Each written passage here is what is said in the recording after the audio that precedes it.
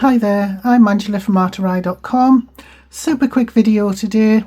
A few weeks ago I did a video about how to emboss with your dies, and quite a few people asked for a tutorial on embossing with your stencils as well. It's very much the same. The only thing that you need to consider is the sandwich that you would use for your die cutting machine. So as in the last video, you will need a silicone mat similar to this. I'll see if I can find a link and leave it in the description. And then you need to figure out the sandwich that you're going to use for your die cutting machine. So I have some card. I haven't tried it on different weights of cardstock. This is just, I think this is a 140 or something like that.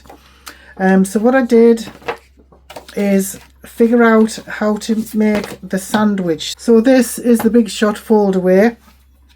The sandwich might be completely different for the die cutting machine that you have.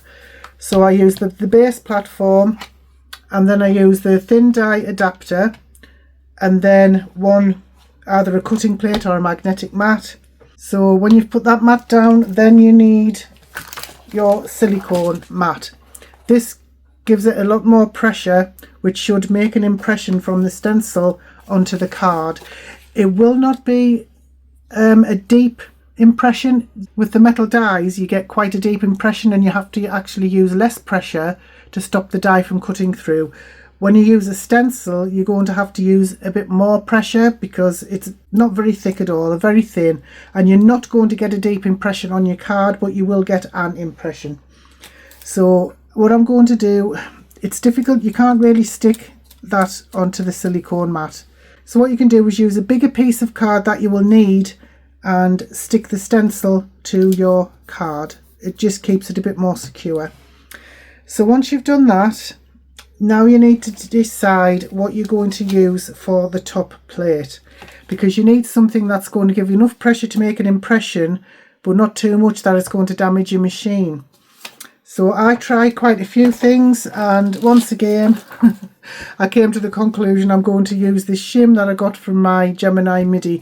Even though I don't use the MIDI anymore, I do keep this shim because it is very, very useful.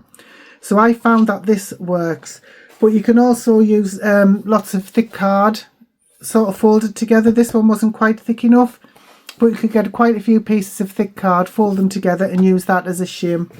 It doesn't have to be like an official shim or anything like that. So I'm going to put this through now. You'll probably find that the silicone mat will move slightly as you push it through, but that's okay.